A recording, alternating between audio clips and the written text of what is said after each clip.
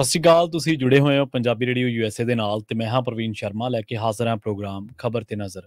ਖਬਰ ਤੇ ਨਜ਼ਰ ਪ੍ਰੋਗਰਾਮ ਦੇ ਵਿੱਚ ਕਈ ਅਹਿਮ ਤੇ ਕਈ ਖਾਸ ਖਬਰਾਂ ਨੂੰ ਲੈ ਕੇ ਚਰਚਾ ਕਰਨ ਦੇ ਲਈ ਜੁੜ ਚੁੱਕੇ ਨੇ ਪੰਜਾਬ ਤੋਂ ਪੱਤਰਕਾਰ ਦੀਪਕ ਸ਼ਰਮਾ ਚਨਾਰਥਲ ਜੀ। ਸ਼ਰਮਾ ਜੀ ਸਤਿ ਸ਼੍ਰੀ ਅਕਾਲ ਜੀ, ਸਵਾਗਤ ਹੈ ਜੀ ਪੰਜਾਬੀ ਰੇਡੀਓ USA ਤੇ। ਸਤਿ ਸ਼੍ਰੀ ਅਕਾਲ ਪ੍ਰਵੀਨ ਜੀ, ਸਾਰੇ ਦਰਸ਼ਕਾਂ ਨੂੰ ਸਰੋਤਿਆਂ ਨੂੰ ਮੇਰੀ ਪਿਆਰ ਭਰੀ ਸਤਿ ਸ਼੍ਰੀ ਅਕਾਲ ਜੀ। ਅੱਜ ਦਿਨ ਮੰਗਲਵਾਰ 10 ਅਕਤੂਬਰ 2023 24 ਅੱਸੂ ਨਾਨਕ ਸ਼ਾਹੀ ਸੰਮਤ 555। ਖਬਰ ਤੇ ਨਜ਼ਰ ਪ੍ਰੋਗਰਾਮ ਨੂੰ ਸਪਾਂਸਰ ਕਰਦੇ ਨੇ ਖਾਲਸਾ ਇੰਸ਼ੋਰੈਂਸ ਏਜੰਸੀ ਵਾਲੇ, ਜਿਨ੍ਹਾਂ ਤੋਂ ਤੁਸੀਂ ਹਰ ਤਰੀਕੇ ਦੀ ਇੰਸ਼ੋਰੈਂਸ ਲੈ ਸਕਦੇ ਹੋ। ਇੰਸ਼ੋਰੈਂਸ ਬਾਰੇ ਪਤਾ ਕਰਨ ਦੇ ਲਈ ਇਹਨਾਂ ਦਾ ਨੰਬਰ ਹੈ 408 272 2500। ਇਹ ਪਿਛਲੇ 32 ਸਾਲ ਤੋਂ ਇੰਸ਼ੋਰੈਂਸ ਦੇ ਵਿੱਚ ਸ਼ਾਨਦਾਰ ਸੇਵਾਵਾਂ ਦੇ ਰਹੇ ਨੇ। ਅਮਰੀਕਾ ਭਰ ਦੇ ਵਿੱਚ ਇੰਸ਼ੋਰੈਂਸ ਕਰਦੇ ਨੇ। ਅੱਜ ਹੀ ਡਾਇਲ ਕਰੋ 408 272 2500।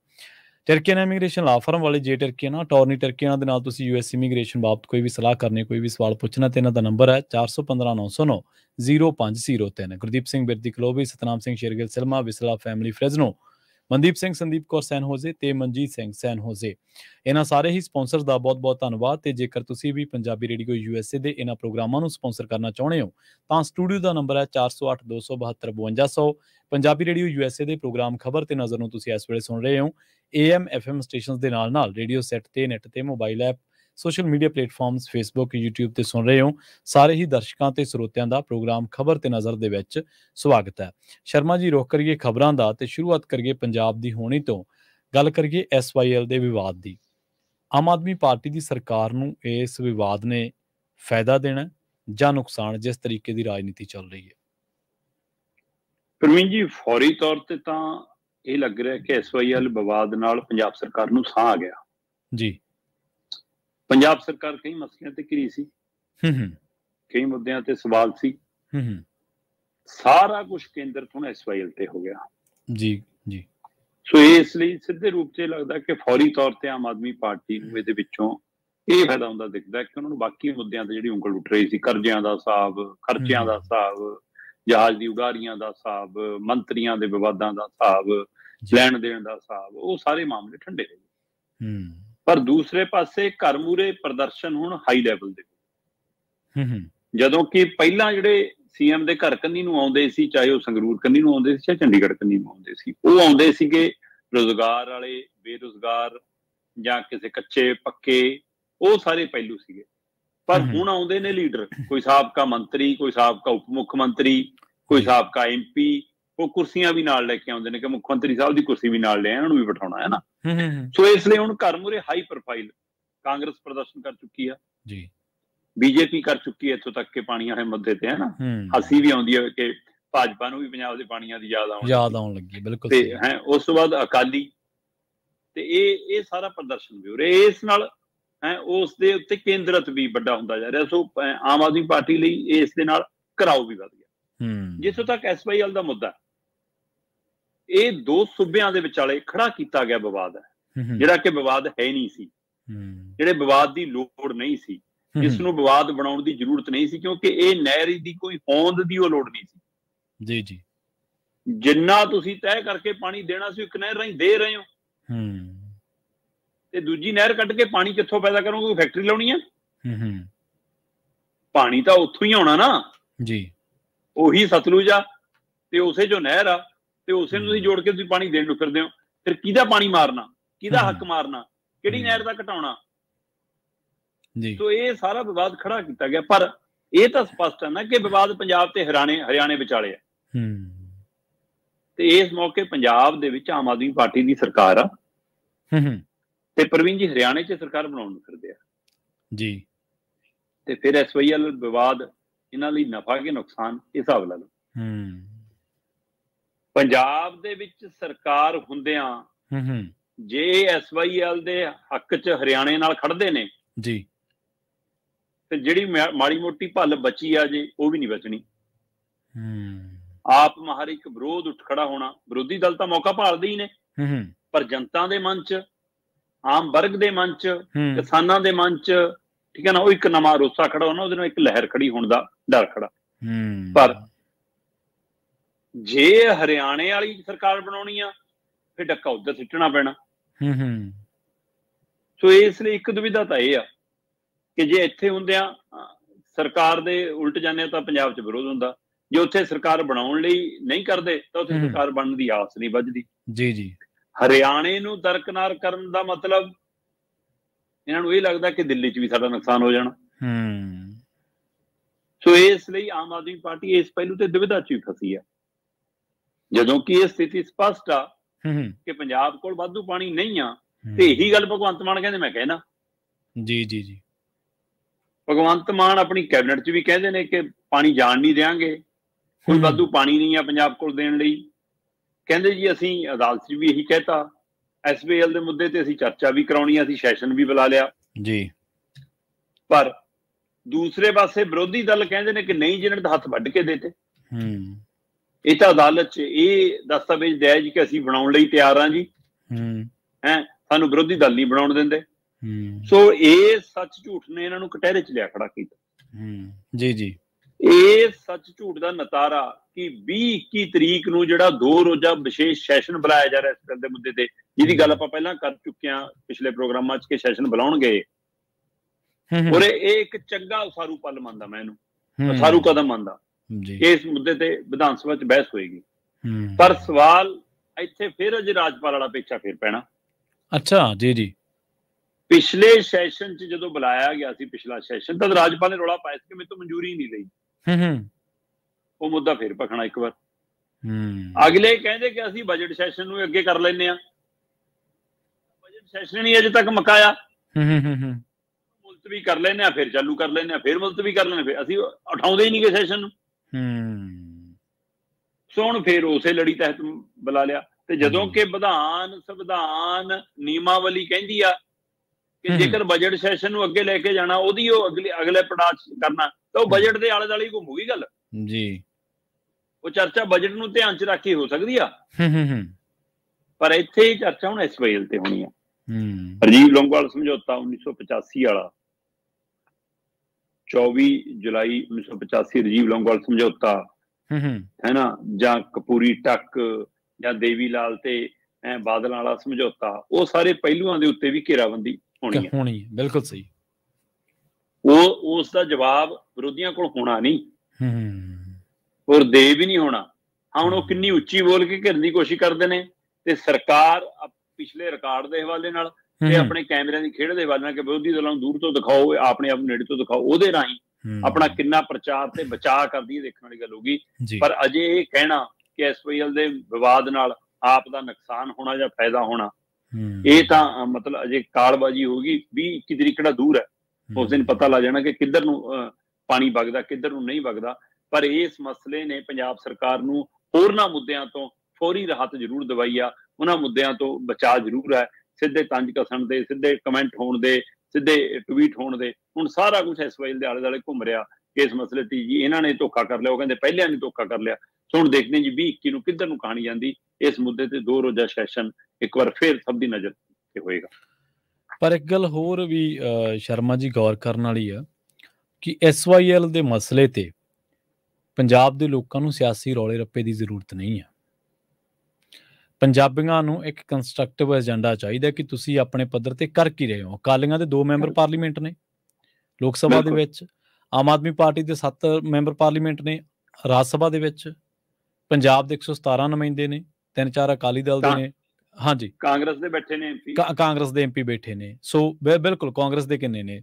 ਕਾਂਗਰਸ ਦੇ ਮੇਰੇ ਖਿਆਲ 'ਚ ਸ਼ਰਮਾ ਜੀ 8 ਹੋਣਗੇ ਸ਼ਾਇਦ ਲੋਕ ਸਭਾ ਦੇ ਵਿੱਚ। ਦੇਖੋ ਆਪ ਦਾ ਲੋਕ ਸਭਾ ਦੇ ਵਿੱਚ 1 ਆ, ਹਾਂਜੀ, ਮਾਨ ਦਲ ਦਾ 1 ਆ, ਮਾਨ ਦਲ, ਅਕਾਲੀਆਂ ਦੇ 2 ਨੇ, ਹਾਂਜੀ ਹਾਂਜੀ ਜੀ, 4 ਤਾਂ ਗਏ, ਹਾਂਜੀ 13 ਚੋਂ, ਹਾਂਜੀ 9 ਰਹਿ ਗਏ, ਠੀਕ ਹੈ ਨਾ। ਹਾਂਜੀ 9 ਦੇ ਵਿੱਚੋਂ ਵੀ 1 ਪ੍ਰਨੀਤ ਕੌਰ ਨੂੰ ਜੇ ਦੂਏ ਕੋਟੇ 'ਚ ਵੀ ਗਿਣੋਗੇ, BJP ਵਾਲੇ 'ਚ ਗਿਣ ਲਓ, ਠੀਕ ਹੈ ਨਾ। ਹਾਂਜੀ ਹਾਂਜੀ, ਸੋ ਉਸ ਵਾਲੇ ਨੇ BJP ਦਾ ਵੀ 1 ਹੈਗਾ ਨਾ, ਉਹ ਸੰਸਦ ਮੈਂਬਰ, 2 BJP ਦੇ ਵੀ ਨੇ 2, ਹਾਂਜੀ ਹਾਂਜੀ।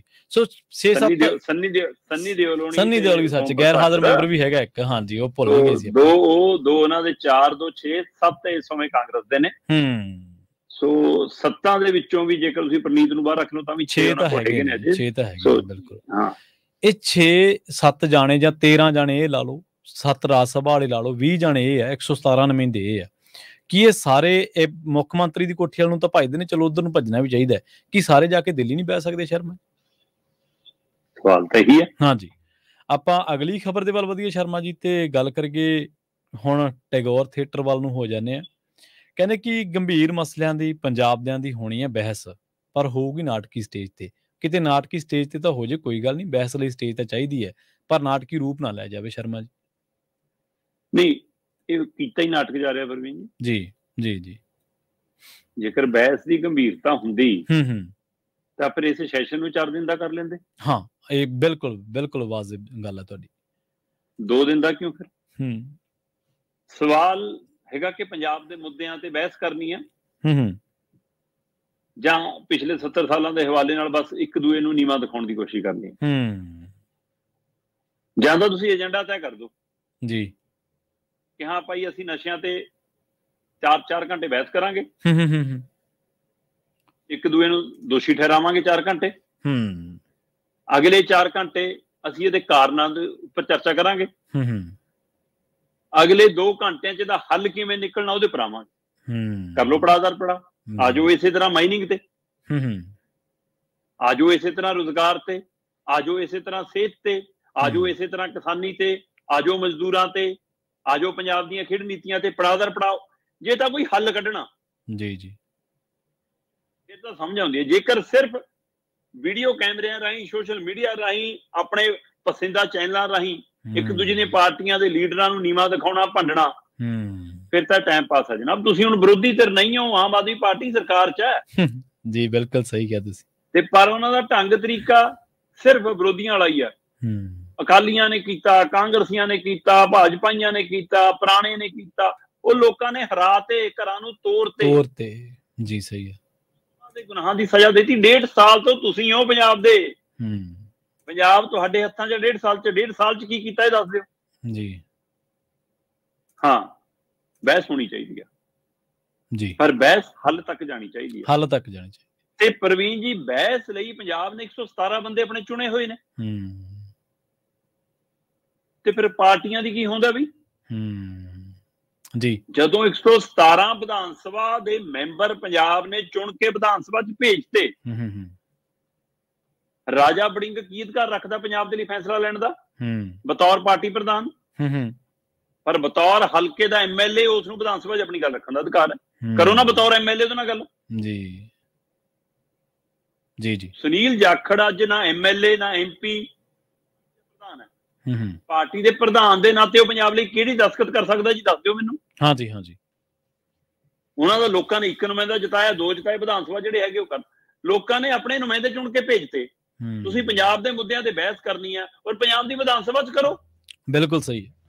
ਨਾਟਕੀ ਸਟੇਜ ਲਾਉਣ ਦਾ ਕੀ ਮਤਲਬ? ਟੈਗੋਰ ਥੀਏਟਰ ਬੁੱਕ ਕਰਾ ਲਿਆ ਜੀ ਕਹਿੰਦੇ।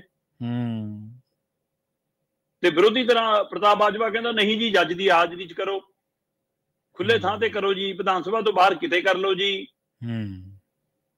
ਵਿਧਾਨ ਸਭਾ 'ਚ ਹੋਣੀ ਚਾਹੀਦੀ ਆ, ਪੰਜਾਬ ਦੇ ਨੁਮਾਇੰਦਿਆਂ ਵੱਲੋਂ ਹੋਣੀ ਚਾਹੀਦੀ ਆ। ਔਰ ਪੜਾਅ ਦਰ ਪੜਾਅ ਕਾਰਨ ਕੀ ਨੇ, ਜ਼ਿੰਮੇਵਾਰ ਕੌਣ ਹੈ ਔਰ ਉਹਦਾ ਹੱਲ ਕੀ ਹੈ, ਫਿਰ ਤਾਂ ਸਮਝੀਏ ਕਿ ਕੁਝ ਕਰਨਾ ਚਾਹੁੰਦੇ ਹੋ। ਜੇ ਸਿਰਫ ਨਾਟਕ ਕਰਨਾ, ਉਹ ਨਾਟਕ ਤੁਸੀਂ ਅੰਦਰ ਵੀ ਕਰਦੇ ਰਹਿੰਦੇ ਹੋ, ਸਟੇਜ ਤੇ ਵੀ ਕਰਦੇ ਰਹਿੰਦੇ ਹੋ। ਟੈਗੋਰ ਥੀਏਟਰ ਵੀ ਨਾਟਕ ਹੋਊਗਾ। ਇਹ ਨਾਟਕੀ ਸਟੇਜ ਸਿਰਫ ਨਾਟਕ ਹੋਏਗਾ, ਪੰਜਾਬ ਦੇ ਮਸਲਿਆਂ ਦਾ ਹੱਲ ਨਹੀਂ ਨਿਕਲੇਗਾ ਜੀ। ਔਰ ਅਜੇ ਵਿਰੋਧੀਆਂ ਨੇ ਆਉਣਾ ਜਾਂ ਨਹੀਂ ਆਉਣਾ ਇਹਦਾ ਪਤਾ ਨਹੀਂ ਫਿਰ ਉੱਤੇ। ਬਿਲਕੁਲ ਬਿਲਕੁਲ। ਤੇ ਗੱਲ ਕਰ ਲਈਏ ਉਸ ਆਗੂ ਦੇ ਬਾਰੇ ਸ਼ਰਮਾ ਜੀ, ਜਿਹੜੇ ਆਗੂ ਇਸ ਬਹਿਸ ਦੇ ਵਿੱਚ ਤਾਂ ਸ਼ਾਮਲ ਨਹੀਂ ਹੋ ਸਕਦੇ, ਪਰ ਉਹ ਅਕਸਰ ਲਲਕਾਰਦੇ ਰਹਿੰਦੇ ਆ ਸਰਕਾਰ ਨੂੰ ਬਹਿਸ ਦੇ ਬਾਰੇ ਕਿ ਕਰੋ ਮੇਰੇ ਨਾਲ ਬਹਿਸ। ਸੁਖਪਾਲ ਖਹਿਰਾ, ਉਹਨਾਂ ਨੂੰ ਹੇਠਲੀ ਅਦਾਲਤ ਤੋਂ ਤਾਂ ਝਟਕਾ ਲੱਗ ਗਿਆ ਸ਼ਰਮਾ ਜੀ, ਪਰ ਉੱਪਰਲੀ ਅਦਾਲਤ ਤੋਂ ਰਾਹਤ ਮਿਲ ਗਈ ਹੈ। ਪ੍ਰਵੀਨ ਜੀ, ਵੈਸੇ ਤਾਂ ਇਸ ਬਹਿਸ ਦੇ ਵਿੱਚ ਪਾਰਟੀਆਂ ਨੂੰ ਸੱਦਾ ਦਿੱਤਾ ਗਿਆ ਜੀ। ਪਤਾ ਲੱਗ ਰਿਹਾ ਕਿ ਉੱਥੇ ਜਿੰਨੀਆਂ ਕੁਰਸੀਆਂ ਨੇ ਟੈਗੋਰ ਥੀਏਟਰ ਦੀਆਂ, ਉਹ 'ਚ ਵੀ ਪਾਰਟੀ ਦੇ ਐਮਐਲਏਆਂ ਦੇ ਹਿਸਾਬ ਨਾਲ ਜਾਂ ਜਿੰਨੇ % ਵੋਟ ਪਈ ਉਹਨੇ ਹਿਸਾਬ ਨਾਲ ਕੁੱਟਾ ਛੱਡਣ ਦੀ ਸੋਚ ਜਾ ਰਹੀ ਹੈ, ਤਾਂ ਕਿ ਸਾਡੇ ਸਮਰਥਕ ਵੱਧ ਬੈਠ ਜਾਣ। ਇਹ ਵੀ ਇੱਕ ਫਾਰਮੂਲਾ ਚੱਲ ਰਿਹਾ। ਪਰ ਜੇ ਸੁਖਪਾਲ ਖਹਿਰਾ ਉਹਨਾਂ ਦੇ ਨਾਲ 'ਚ ਜ਼ਮਾਨਤ ਤੇ ਬਾਹਰ ਆ ਜਾਂਦਾ ਔਰ ਕਾਂਗਰਸ ਤੈਅ ਕਰ ਲੈਂਦੀ ਹੈ ਕਿ ਸਾਡੇ ਵੱਲੋਂ ਬਹਿਸ ਇਹ ਕਰਨ ਜਾਊਗਾ ਜੀ ਜੀ, ਫਿਰ ਤਾਂ ਬਹਿਸ ਹੋ ਸਕਦੀ ਹੈ ਜੀ ਨਾ। ਦਸਤਾਵੇਜੀ ਤੌਰ ਦੇ ਉੱਤੇ, ਆંકੜਿਆਂ ਤੌਰ ਤੇ ਉਹ ਵੀ ਮੁੱਖ ਮੰਤਰੀ ਸਾਹਿਬ ਕਹਿੰਦੇ ਕਿ ਮੈਂ ਮੂੰਹ ਜ਼ਬਾਨੀ ਕਰੂੰਗਾ, ਉਹ ਕਹਿੰਦਾ ਮੈਂ ਕੋਈ ਨਾ ਕਾਗਜ਼ ਲਿਆ ਕੇ ਕਰ ਲੂੰਗਾ, ਪਰ ਫਿਰ ਬਹਿਸ ਪੱਖਵੀਂ ਹੋਊਗੀ ਜੀ ਜੀ। ਹਾਂ, ਸੁਖਪਾਲ ਖਹਿਰੇ ਵਾਲੇ ਮਾਮਲੇ ਦੇ ਵਿੱਚ ਹੇਠਲੀ ਅਦਾਲਤ ਦੇ ਵਿੱਚ ਦੁਬਾਰਾ ਉਹਨਾਂ ਨੂੰ ਜਦੋਂ ਲਿਆਂਦਾ ਗਿਆ ਤੇ ਜਲਾਲਾਬਾਦ ਪੁਲਿਸ ਨੇ ਦੁਬਾਰਾ 2 ਦਿਨਾਂ ਦਾ ਰਿਮਾਂਡ ਮੰਗਿਆ ਤੇ ਰਿਮਾਂਡ ਮਿਲ ਗਿਆ। ਹੁਣ ਕਹਿੰਦੇ ਜੀ ਉਹ ਤਾਰਾਂ ਜੁੜ ਗਈਆਂ ਜੀ, ਸਾਨੂੰ ਪਤਾ ਲੱਗ ਗਿਆ ਜੀ, ਈਡੀ ਨੇ ਜਿਹੜੀ 80 ਪੰਨਿਆਂ ਦੇ ਇਹਦੇ ਖਿਲਾਫ ਰਿਪੋਰਟ ਤਿਆਰ ਕੀਤੀ ਸੀ ਉਹਦੇ ਹਵਾਲੇ ਚੋਂ ਕੋਈ ਸਬੂਤ ਲੱਭ ਲਏ। ਠੀਕ ਹੈ ਜੀ। ਹੁਣ ਈਡੀ ਦੀ ਰਿਪੋਰਟ ਦੇ ਹਵਾਲੇ ਨਾਲ ਇਹ ਅੱਗੇ ਵੱਧ ਰਹੀ ਹੈ ਕਹਿੰਦੇ ਸਿੱਧੂ ਜੀ। ਦੂਸਰੇ ਪਾਸੇ ਕਹਿੰਦੇ ਜੀ ਅਸੀਂ ਜਿਹੜਾ ਇਹਦਾ ਨੇੜਲਾ ਸੀਗਾ ਜਿਹਦੇ ਨਾਲ ਜੀ ਕਹਿੰਦੇ 3-4 ਦਿਨਾਂ 'ਚ 65 ਕਾਲਾਂ ਹੋਈਆਂ ਜੀ, ਉਹਦੀ ਭੈਣ ਲੰਡਨ 'ਚ ਹੈ ਜੀ, ਉਹਦੇ ਰਾਹੀਂ ਤਾਲਮੇਲ ਹੁੰਦਾ ਸੀ ਜੀ, ਆਦਾਨ ਪ੍ਰਦਾਨ ਉਹਦੇ ਰਾਹੀਂ ਹੁੰਦਾ ਸੀ। ਉਹ ਸਾਰੇ ਜੀ ਅਸੀਂ ਫੋਨ ਬਰਾਮਦ ਕਰਨੇ ਜੀ, 3 ਫੋਨ ਵਰਤਦਾ ਸੁਖਪਾਲ ਖਹਿਰਾ, ਤੇ ਉਹ 3 ਫੋਨ ਬਰਾਮਦ ਕਰਕੇ ਜਾਂਚ ਲਈ ਭੇਜਣੇ, ਇਸ ਲਈ ਰਿਮਾਂਡ ਦੀ ਲੋੜ ਹੈ। ਰਿਮਾਂਡ ਮਿਲ ਗਿਆ ਜੀ। ਉਧਰ ਉੱਪਰਲੀ ਅਦਾਲਤ ਦੇ ਵਿੱਚ ਸੁਪਰੀਮ ਕੋਰਟ ਨੇ, ਪੰਜਾਬ ਹਰਿਆਣਾ ਹਾਈ ਕੋਰਟ ਨੇ ਜਵਾਬ ਮੰਗਿਆ ਵਾ ਸੀ, ਠੀਕ ਹੈ ਜੀ, ਪੰਜਾਬ ਸਰਕਾਰ ਤੋਂ ਕਿ ਭਾਈ ਜਵਾਬ ਦਿਓ ਤੁਸੀਂ ਇਸ ਮਾਮਲੇ ਤੇ। ਜੇ ਉਹਨੂੰ ਸੁਪਰੀਮ ਕੋਰਟ ਤੋਂ ਰਾਹਤ ਮਿਲੀ ਹੋਈ ਆ ਜਾਂ ਸੁਪਰੀਮ ਕੋਰਟ ਤੋਂ ਉਹਨੂੰ ਮਤਲਬ ਕਿ ਜ਼ਮਾਨਤ ਮਿਲੀ ਹੋਈ ਆ ਤੇ ਤੁਸੀਂ ਗ੍ਰਿਫਤਾਰ ਕਿਵੇਂ ਕਰ ਲਿਆ? ਉਸ ਮਾਮਲੇ 'ਚ ਪੰਜਾਬ ਸਰਕਾਰ ਨੇ ਜਵਾਬ ਤਲਬ ਕਰਨਾ ਸੀ। ਤੇ ਨਵੇਂ ਬਣੇ ਸਾਡੇ ਐਡਵੋਕੇਟ ਜਨਰਲ ਜਦੋਂ ਪੇਸ਼ ਹੋਏ ਤੇ ਕਹਿੰਦੇ ਕਿ ਉਹ ਆਨਲਾਈਨ ਪੇਸ਼ ਹੋਏ ਤੇ ਉਹਨਾਂ ਦੀ ਆਵਾਜ਼ ਠੀਕ ਨਹੀਂ ਆ ਰਹੀ ਸੀ। ਅੱਛਾ। ਤੇ ਇਸ ਲਈ ਉਹਨਾਂ ਨੂੰ ਫਿਰ ਅਗਲਾ ਦਿਨ ਦਿੱਤਾ ਗਿਆ, ਅੱਜ ਉਹ ਆਪਣਾ ਪੱਖ ਰੱਖਣਗੇ। ਪਰ ਇਸ ਦਰਮਿਆਨ ਮੈਨੂੰ ਪਤਾ ਲੱਗਾ ਕਿ ਪੰਜਾਬ ਹਰਿਆਣਾ ਹਾਈ ਕੋਰਟ ਨੇ ਉਹਨਾਂ ਨੂੰ ਮੁੜ ਜ਼ਮਾਨਤ ਦੀ ਅਪੀਲ ਡਾਇਰੈਕਟ ਕਰਨ ਦੀ ਸ਼ਾਇਦ ਕੋਈ ਮਨਜ਼ੂਰੀ ਦਿੱਤੀ ਆ। ਸੋ ਇਸ ਲਈ ਇੱਕ ਤਰ੍ਹਾਂ ਨਾਲ ਉੱਥੋਂ ਸੁਪਰੀਮ ਕੋਰਟ ਦੇ ਹਵਾਲੇ ਨਾਲ ਵੀ ਤੇ ਪੰਜਾਬ ਹਰਿਆਣਾ ਹਾਈ ਕੋਰਟ ਵੱਲੋਂ ਵੀ ਇੱਕ ਤਰ੍ਹਾਂ ਨਾਲ ਉਹਨਾਂ ਨੂੰ ਰਾਹਤ ਮਿਲਣ ਦੀ ਉਮੀਦ ਵੱਧ ਗਈ ਹੈ। ਦੂਸਰੇ ਪਾਸੇ ਹੇਠਲੀ ਅਦਾਲਤ ਵੱਲੋਂ ਝਟਕਾ ਮਿਲਿਆ ਕਿ ਉਹਨਾਂ ਨੂੰ ਦੁਬਾਰਾ ਪੁਲਿਸ ਰਿਮਾਂਡ ਤੇ ਭੇਜ ਦਿੱਤਾ ਗਿਆ। ਸੋ ਇਹ ਮਾਮਲਾ ਰਾਜਨੀਤਿਕ ਹੈ ਜਾਂ ਤੱਥਾਂ ਦੇ ਆਧਾਰ ਤੇ ਹੈ, ਇਹ ਤਾਂ ਅਦਾਲਤ ਦੇ ਵਿੱਚ ਪੁਨਛਾਣ ਹੋ ਜਾਣਾ। ਪਰ ਜਿਹੜੀ ਧਿਰ ਨੇ, ਜਿਹੜੇ ਸਿਸਟਮ ਨੇ ਜੋ ਧੱਕਾ ਕੀਤਾ ਹੋਇਆ ਤਾਂ ਉਹਦੀ ਬਹੁਤ ਬਦਨਾਮੀ ਹੋਣੀ ਹੈ ਜੀ। ਆਮ ਆਦਮੀ ਰਾਘਵ ਚੱਡਾ ਦੀ ਗੱਲ ਕਰ ਲਈਏ, ਬੜੀਆਂ ਤਕੜੀਆਂ ਗੱਲਾਂ ਕਰਕੇ ਆਏ ਸੀਗੇ ਸੱਤਾ ਦੇ ਵਿੱਚ, ਸਿਆਸਤ ਦੇ ਵਿੱਚ, ਕਿ ਰਾਜਨੀਤੀਕਰਨ ਨਹੀਂ ਬਦਲਣ ਆਏ ਹੈ ਔਰ ਇਹ ਨਹੀਂ ਲਵਾਂਗੇ, ਉਹ ਨਹੀਂ ਲਵਾਂਗੇ। ਸਾਰਾ ਕੁਝ ਲਿਆ ਜਾ ਰਿਹਾ, ਸਿਕਿਉਰਿਟੀ ਤੋਂ ਲੈ ਕੇ ਸਰਕਾਰੀ ਰਿਹਾਇਸ਼ਾਂ ਤੱਕ ਲਿਆ ਨਹੀਂ ਜਾ ਰਿਹਾ, ਮਾਣਿਆ ਜਾ ਰਿਹਾ। ਕਹਿੰਦੇ ਆਮ ਆਦਮੀ ਰਾਘਵ ਚੱਡਾ ਨੂੰ ਚਾਹੀਦਾ ਹੁਣ ਵੱਡਾ ਬੰਗਲਾ ਹੀ। ਅਸਲ 'ਚ ਰਾਘਵ ਚੱਡਾ ਜਦੋਂ ਰਾਜ ਸਭਾ ਦੇ ਮੈਂਬਰ ਬਣੇ ਜੀ ਤੇ ਉਸ ਤਰ੍ਹਾਂ ਪਹਿਲੀ ਵਾਰ ਜਦੋਂ ਮੈਂਬਰ ਬਣਦਾ ਕੋਈ ਤਾਂ ਉਹਨੂੰ ਕੈਟਾਗਰੀ 6 ਵਾਲਾ ਸ਼ਾਇਦ ਮਤਲਬ ਮਿਲਦਾ, ਜਿਹੜਾ ਬੰਗਲਾ ਮਿਲਦਾ ਹੈ ਨਾ। ਤੇ ਉਹ ਬੰਗਲਾ ਨੂੰ ਜਦੋਂ ਅਲਾਟ ਹੋਣ ਲੱਗੇ ਤਾਂ ਉਹਨੇ ਸਪੈਸ਼ਲ ਐਪਲੀਕੇਸ਼ਨ ਦੇ ਕੇ ਕਿਹਾ ਕਿ ਨਹੀਂ ਮੈਨੂੰ ਕੈਟਾਗਰੀ 7 ਵਾਲਾ ਚਾਹੀਦਾ, ਮਤਲਬ ਜਿਹੜਾ ਉਹ ਤੋਂ ਵੱਡਾ ਹੁੰਦਾ ਹੈ, ਉਹਦੇ ਖੁੱਲਾ ਏਰੀਆ ਵੀ ਵੱਧ ਹੁੰਦਾ ਤੇ ਕਵਰਡ ਏਰੀਆ ਵੀ ਵੱਧ ਹੁੰਦਾ ਤੇ ਬੰਗਲੇ ਦਾ ਵੀ ਪਾਪਾ ਬੰਗਲੋ ਹੁੰਦਾ ਉਹ ਮਤਲਬ। ਸੋ ਇਸ ਲਈ ਕਹਿੰਦੇ ਕਿ ਉਹ ਚਾਹੀਦਾ 7 ਵਾਲਾ ਤੇ ਉਹਨਾਂ ਨੂੰ ਅਲਾਟ ਹੋ ਗਿਆ। ਅਲਾਟ ਹੋਣ ਤੋਂ ਬਾਅਦ ਇੱਕ ਪਹਿਲੂ ਤਾਂ ਇਹਨਾਂ ਦਾ ਪਿਛਲੇ ਦਿਨੀ ਉਹ ਆ ਗਿਆ ਸੀਗਾ ਜਦੋਂ ਮਾਨਸੂਨ ਸੈਸ਼ਨ ਦੇ ਦੌਰਾਨ ਇਹਨਾਂ ਨੇ ਦਿੱਲੀ ਵਾਲੇ ਮਸਲੇ ਦੇ ਉੱਤੇ ਇੱਕ ਉਹ ਐਪਲੀਕੇਸ਼ਨ ਦਾਖਲ ਕੀਤੀ ਤੇ ਉਹ ਰੌਲਾ ਪੈ ਗਿਆ ਅਮਿਤ ਸ਼ਾਹ ਦੇ ਹਵਾਲੇ ਨਾਲ। ਅਮਿਤ ਸ਼ਾਹ ਕਹਿੰਦਾ ਜੀ 2 ਤਾਂ ਸੰਸਦ ਮੈਂਬਰ ਮੁੱਕਰ ਗਏ, ਉਹ ਕਹਿੰਦੇ ਸਾਈਨ ਨਹੀਂ ਕੀਤੇ ਹੋਏ। ਤੇ ਰਾਜ ਸਭਾ ਦੇ ਉਪ ਸਪੀਕਰ ਕਹਿੰਦੇ ਕਿ ਮੇਰੇ ਕੋਲ ਤਾਂ 4 ਆ ਕੇ ਸ਼ਿਕਾਇਤ ਕਰ ਗਏ ਕਿ ਸਾਡੇ ਤਾਂ ਦਸਤਖਤ ਹੀ ਨਹੀਂ ਗਏ ਜੀ। ਸੋ ਉਸ ਚੱਕਰ 'ਚ ਇਹਨਾਂ ਨੂੰ ਸਸਪੈਂਡ ਕੀਤਾ ਗਿਆ ਉੱਥੋਂ, ਹੈ ਨਾ। ਇੱਕ ਪਾਸੇ ਤਾਂ ਉਹ ਸਸਪੈਂਡ ਚੱਲ ਰਿਹਾ ਸੀ ਕੰਮ, ਦੂਸਰੇ ਪਾਸੇ ਆਹ ਵਾਲਾ ਪਹਿਲੂ ਆ ਗਿਆ। ਹੁਣ ਇਸ ਪਹਿਲੂ ਦੇ ਉੱਤੇ ਮਤਲਬ ਕਿ ਇਹਨਾਂ ਨੂੰ ਹੁਕਮ ਆ ਗਿਆ ਕਿ ਭਾਈ ਤੁਹਾਡਾ ਕੈਟਾਗਰੀ 6 ਹੀ ਬਣਦਾ, ਤੁਹਾਨੂੰ 6 ਹੀ ਮਿਲੂਗਾ, 7 ਖਾਲੀ ਕਰੋ। ਤੇ ਖਾਲੀ ਕਰੋ ਦੇ ਮਾਮਲੇ ਤੇ ਫਿਰ ਜਨਾਬ ਅਦਾਲਤ ਪਹੁੰਚ ਗਏ। ਅੱਛਾ, ਮਤਲਬ ਜਿਹੜਾ ਆਮ ਆਦਮੀ ਪਾਰਟੀ ਦਾ ਸੁਪਰੀਮੋ ਇਹ ਕਹਿੰਦਾ ਸੀ 2 ਕਮਰੇ ਵਾਲੇ ਘਰ 'ਚ ਰਹੂੰਗਾ, ਹਾਂਜੀ ਹਾਂਜੀ, ਉਹ 45 ਕਰੋੜ 'ਚ ਰੈਨੋਵੇਸ਼ਨ ਕਰਾਉਂਦਾ ਤੇ ਫਿਰ ਉਹਦਾ ਜਿਹੜਾ ਮਤਲਬ ਸਿਪਾਹੀ ਹੋਵੇ ਉਹਨੂੰ ਫਿਰ ਕੈਟਾਗਰੀ 7 ਵਾਲਾ ਬੰਗਲਾ ਤਾਂ ਚਾਹੀਦਾ ਹੀ ਹੈ ਨਾ। ਸੋ ਇਸ ਲਈ ਅਗਲੇ ਦਾ ਨਵਾਂ ਵਿਆਹ ਵੀ ਹੋਇਆ ਤੇ ਵਿਆਹ ਵੀ ਐਕਟਰ ਨਹੀਂ ਆ। ਸੋ ਇਸ ਲਈ ਉਹ ਕਹਿੰਦੇ ਜੀ ਬੰਗਲਾ ਬੜਾ ਹੀ ਚਾਹੀਦਾ ਮੈਨੂੰ, ਮੈਂ ਨਹੀਂ ਛੁੱਟੇ ਜਾਂਦਾ ਹੁਣ। ਸੋ ਅਦਾਲਤੀ ਰੁੱਖ ਕਰ ਲਿਆ ਤੇ ਅਦਾਲਤ 'ਚ ਕਹਿੰਦੇ ਚੈਲੰਜ ਕਰ ਲਿਆ ਜੀ, ਮੈਂ ਸਸਪੈਂਡ ਵੀ ਕੀਤਾ ਜੀ, ਮੇਰਾ ਧੱਕਾ ਵੀ ਕੀਤਾ ਜੀ, ਮੇਰੇ ਕੋਲ ਰਿਕਾਰਡ ਹੈਗਾ, ਕਹਿੰਦੇ ਕਾਗਜ਼ ਦੇਖੋ ਜੀ, ਇਹਦੇ ਵਿੱਚ ਕਿਤੇ ਨਹੀਂ ਕੁਛ ਇਹੋ ਜਿਹਾ ਲਿਖਿਆ ਜੀ, ਤੇ ਆਹ ਕੈਟਾਗਰੀ ਵਾਲੇ ਮਾਮਲੇ 'ਚ ਮੈਨੂੰ ਮਿਲੇ ਜੀ, ਮਨਜ਼ੂਰੀ ਮਿਲੀ ਆ। ਸੋ ਇਹ ਸਾਰਾ ਕੁਛ ਮਤਲਬ ਇਹ ਲਾਲਸਾਵਾਂ ਝਲਕਣ ਲੱਗ ਗਈਆਂ, ਇਹ ਇੱਛਾਵਾਂ ਝਲਕਣ ਲੱਗ ਗਈਆਂ। ਸੋ ਉਹਦੇ ਲਈ ਤੁਸੀਂ ਹੁਣ ਕੋਰਟ ਤੱਕ ਜਾਂਦੇ ਹੋ। ਜੇਕਰ ਸੱਚਮੁੱਚ ਤੁਸੀਂ ਦਿਲੋਂ ਆਮ ਆਦਮੀ ਹੁੰਦੇ ਤਾਂ ਤੁਸੀਂ ਕਹਿੰਦੇ ਜਨਾਬ ਮੈਨੂੰ ਤਾਂ 1 ਕਮਰੇ ਵਾਲਾ ਫਲੈਟ ਦੇ ਦਿਓ ਚਾਹੇ ਜੀ। ਮੇਰੀ ਗੱਲ 'ਚ ਵਜਨ ਹੋਣਾ ਚਾਹੀਦਾ, ਤੁਸੀਂ ਸੰਸਦ 'ਚ ਗੱਲ ਰੱਖੋ ਆਪਣੀ। ਕੱਲ ਨੂੰ ਪਤਾ ਨਹੀਂ ਤੁਹਾਨੂੰ ਕਿੱਥੇ ਤੱਕ ਪਹੁੰਚਾਉਣਾ। ਜੇ ਤੁਸੀਂ ਪੰਜਾਬ ਦੇ ਲਈ ਗੱਲ ਕਰੋ ਤੇ ਪੰਜਾਬ ਦੇ ਰਾਜ ਸਭਾ ਮੈਂਬਰ ਹੋ, ਵੈਸੇ ਗੱਲ ਤੁਸੀਂ ਦਿੱਲੀ ਦੀ ਕਰਦੇ ਹੋ ਜ਼ਿਆਦਾ। ਹਾਂਜੀ ਹਾਂਜੀ, ਦਿੱਲੀ ਦੀ, ਠੀਕ ਹੈ ਨਾ, ਫਿਕਰ ਤੁਹਾਨੂੰ ਦਿੱਲੀ ਦਾ। ਜਿਹੜੇ ਮਾਮਲੇ 'ਚ ਸਸਪੈਂਡ ਕੀਤਾ ਇਹ ਮਾਮਲਾ ਦਿੱਲੀ ਨਾਲ ਸੰਬੰਧਿਤ ਹੈ, ਪੰਜਾਬ ਨਾਲੇ ਮਸਲਾ ਨਹੀਂ ਹੈ ਜੀ। ਸੋ ਐਸਵੀ ਵਾਲੇ ਮਸਲੇ ਤੇ ਸਸਪੈਂਡ ਕੀਤੇ ਹੁੰਦੇ ਫਿਰ ਤਾਂ ਅਸੀਂ ਮੰਨ ਲੈਂਦੇ। ਬਿਲਕੁਲ ਸਹੀ। ਪਰ ਇਹ ਪਹਿਲੂ ਬਸ ਸਮਝ ਆਉਂਦਾ ਕਿ ਤੁਸੀਂ ਬੋਲੀ ਵੀ ਦਿੱਲੀ ਦੀ ਬੋਲਣੀ, ਕੰਮ ਵੀ ਦਿੱਲੀ ਲਈ ਕਰਨਾ ਤੇ ਪਰ ਪੰਜਾਬ ਦੇ ਕੋਟੇ 'ਚੋਂ ਬਣ ਕੇ ਸਹੂਲਤਾਂ ਸਾਰੀਆਂ ਪਾਲਣੀਆਂ। ਹੁਣ ਤਾਂ ਸਿਕਿਉਰਿਟੀ ਵਾਲਾ ਹਿਸਾਬ ਮੰਗੀ ਜਾਂਦੇ ਨੇ, ਇੱਥੇ ਚੰਡੀਗੜ੍ਹ ਵਾਲੇ ਬੰਗਲੇ ਦਾ ਹਿਸਾਬ ਮੰਗੀ ਜਾਂਦੇ ਨੇ ਲੋਕ, ਚੰਡੀਗੜ੍ਹ ਦੀ ਰਿਹਾਇਸ਼ ਦਾ ਹਿਸਾਬ ਮੰਗੀ ਜਾਂਦੇ ਨੇ, ਸਾਰਾ ਪੰਜਾਬ ਦੇ ਸਿਰ ਤੇ ਖਰਚਾ ਖੜਾ। ਸੋ ਪਰ ਇਹ ਸਪਸ਼ਟ ਹੋ ਗਿਆ ਕਿ ਇਹ ਆਮ ਨਹੀਂ ਹੈਗੇ ਜਨਾਬ। ਜਿਹਨੂੰ 2 ਕਮਰੇ ਵੱਧ ਵਾਲੇ ਮਤਲਬ ਘਰ ਪਿੱਛੇ ਜਿਹੜਾ ਕੋਰਟ ਤੱਕ ਜਾ ਸਕਦਾ, ਤੇ ਹਿਸਾਬ ਲਾ ਲਓ ਫਿਰ ਉਹ ਆਮ ਤਾਂ ਨਹੀਂ ਹੈਗੇ। ਜੀ ਜੀ। ਤੇ ਜਾਂਦੇ ਜਾਂਦੇ ਗੱਲ ਕਰ ਲਈਏ ਸ਼ਰਮਾ ਜੀ ਇੱਕ ਧਾਰਮਿਕ ਮਾਮਲੇ ਦੀ। ਗੁਰੂ ਗ੍ਰੰਥ ਸਾਹਿਬ ਜੀ ਦੀ ਹਜ਼ੂਰੀ ਦੇ ਵਿੱਚ ਹੁਣ ਨਹੀਂ ਛਿੜਕਿਆ ਜਾਵੇਗਾ ਪਰਫਿਊਮ। ਸ਼੍ਰੋਮਣੀ ਕਮੇਟੀ ਨੇ, ਸ਼੍ਰੋਮਣੀ ਗੁਰਦੁਆਰਾ ਪ੍ਰਬੰਧਕ ਕਮੇਟੀ ਨੇ ਇਹ ਫੈਸਲਾ ਲਿਆ ਜੀ। ਪ੍ਰਵੀਨ ਜੀ, ਕੁਝ ਸਮੇਂ ਤੋਂ 2-3 ਪਹਿਲੂਆਂ ਤੇ ਖਾਸੀ ਚਰਚਾ ਚੱਲਦੀ ਆ ਸਿੱਖ ਪੰਥ ਦੇ ਅੰਦਰ, ਹੈ ਨਾ। ਜਿਹੜੇ ਇਹਦੇ ਨੁਮਾਇੰਦੇ ਨੇ ਵੱਖ-ਵੱਖ, ਚਾਹੇ ਸ਼੍ਰੋਮਣੀ ਕਮੇਟੀ ਨਾਲ ਸੰਬੰਧਿਤ ਨੇ, ਚਾਹੇ ਜਥੇਦਾਰ ਸਾਹਿਬਾਨਾਂ ਨਾਲ ਸੇਵਾਦਾਰ ਕੁਝ ਜਿਹੜੇ ਲੱਗੇ ਨੇ ਉਹ ਨੇ, ਚਾਹੇ ਕੁਝ ਪੰਥਕ ਕਮੇਟੀਆਂ ਨੇ, ਚਾਹੇ ਧਾਰਮਿਕ ਸਿੱਖ ਸੰਗਠਨ, ਉਹਨਾਂ ਦੇ ਅੰਦਰ ਕੁਝ ਚਰਚਾਵਾਂ ਚੱਲਦੀਆਂ ਨੇ, ਜਿਹਦੇ ਵਿੱਚੋਂ ਪਰਫਿਊਮ ਵਾਲਾ ਪਹਿਲੂ ਵੀ ਹੈਗਾ, ਜਿਹਦੇ ਅੰਦਰੋਂ ਸੁੱਖ ਆਸਣ ਦੇ ਦੌਰਾਨ AC ਲੱਗਣ ਵਾਲਾ ਪਹਿਲੂ ਵੀ ਹੈਗਾ। ਇਹਨਾਂ ਸਾਰੇ ਪਹਿਲੂਆਂ ਤੇ ਚਰਚਾਵਾਂ ਸਮੇਂ-ਸਮੇਂ ਚੱਲਦੀਆਂ ਨੇ। ਹੁਣ ਇਹ ਚਰਚਾ ਮੁੱਖ ਤੌਰ ਤੇ ਉੱਭਰ ਕੇ ਇੱਕ ਵਿਚਾਰ ਚਰਚਾ ਦੇ ਰਾਹੀਂ ਸ਼੍ਰੋਮਣੀ ਕਮੇਟੀ ਕੋਲ ਪਹੁੰਚੀ। ਸ਼੍ਰੋਮਣੀ ਕਮੇਟੀ ਦੇ ਹਵਾਲੇ ਨਾਲ ਸ਼੍ਰੀ ਅਕਾਲ ਤਖਤ ਸਾਹਿਬ ਦੇ ਜਥੇਦਾਰ ਤੇ ਅਕਾਲ ਤਖਤ ਸਾਹਿਬ ਦੇ ਬਾਕੀ ਉੱਥੇ ਪਹੁੰਚ ਕਰਕੇ ਹੋਰ ਸਿੰਘ ਸਾਹਿਬਾਨਾਂ ਨਾਲ ਇਸ ਗੱਲ ਤੇ ਵਿਚਾਰ ਆਇਆ ਕਿ ਜਿਹੜਾ ਅਸੀਂ ਸ਼ੁਰੂ ਹੋਏ ਸੀ ਜਿੱਥੋਂ ਕਿ ਪਾਵਨ ਸਰੂਪ ਨੂੰ ਜਦੋਂ ਮਤਲਬ ਕਿ ਅਸੀਂ ਅਖੰਡ ਪਾਠ ਕਰਦੇ ਹਾਂ ਜਾਂ ਪਾਠ ਕਰਦੇ ਹਾਂ ਸਵੇਰੇ ਸ਼ਾਮ, ਪ੍ਰਕਾਸ਼ ਕਰਦੇ ਹਾਂ ਗੁਰੂ ਗ੍ਰੰਥ ਸਾਹਿਬ ਦਾ, ਜਾਂ ਪਾਲਕੀ ਸਾਹਿਬ ਸੁਸ਼ੋਭਿਤ ਜਦੋਂ ਕਰਦੇ ਹਾਂ, ਤੇ ਉਸ ਸਮੇਂ ਦੌਰਾਨ ਮਤਲਬ ਕਿ ਮਾਹੌਲ ਨੂੰ ਖੁਸ਼ਬੂਨੁਮਾ ਬਣਾਉਣ ਦੇ ਲਈ ਅਗਰਬੱਤੀ ਬਾਲੀ ਜਾਂਦੀ ਸੀ ਕਹਿੰਦੇ ਜੀ। ਤੇ ਉਸ ਤੋਂ ਬਾਅਦ ਫਿਰ ਅਗਰਬੱਤੀ ਤੋਂ ਗਾਂਹ ਵੱਧ ਕੇ ਇਤਰ ਦੇ ਰੂਪ ਚ ਆ ਗਿਆ। ਠੀਕ ਹੈ। ਤੇ ਇਤਰ ਮਤਲਬ ਜਿਹੜਾ ਉਹ ਹੁੰਦਾ ਜਿਹੜਾ ਫੁੱਲਾਂ ਤੋਂ ਬਣਿਆ, ਜ਼ਿਆਦਾਤਰ ਗੁਲਾਬ ਦੇ ਫੁੱਲ ਜਾਂ ਹੋਰ ਵੱਖ-ਵੱਖ ਤਰ੍ਹਾਂ ਦੇ ਫੁੱਲਾਂ ਤੋਂ ਬਣਿਆ। ਉਹਦੇ ਵਿੱਚ ਕੈਮੀਕਲ ਕੋਈ ਕਿਸੇ ਤਰ੍ਹਾਂ ਦਾ ਵਰਤਿਆ ਨਹੀਂ ਜਾਂਦਾ। ਜੇ ਉਹਦੀ ਆੜ ਚ ਕੋਈ ਵਰਤਦਾ ਹੋਵੇ ਤਾਂ ਵੱਖਰੀ ਗੱਲ ਆ, ਉਹ ਤਾਂ ਸਵਾਲ ਰਹਿੰਦਾ ਹੀ ਇੱਥੇ। ਮਤਲਬ ਕਿ ਆਰਗੈਨਿਕ ਦਾਲਾਂ ਸਬਜ਼ੀਆਂ ਕਹਿ ਕੇ ਦੁਨੀਆ ਵੇਚੀ ਜਾਂਦੇ ਨੇ ਨਾ। ਸੋ ਪਰ ਇਤਰ ਤੋਂ ਮਤਲਬ ਇਹ ਹੁੰਦਾ। ਸੋ ਅਗਰਬੱਤੀ ਤੋਂ ਇਤਰ ਤੇ ਆ ਗਏ ਸੀ।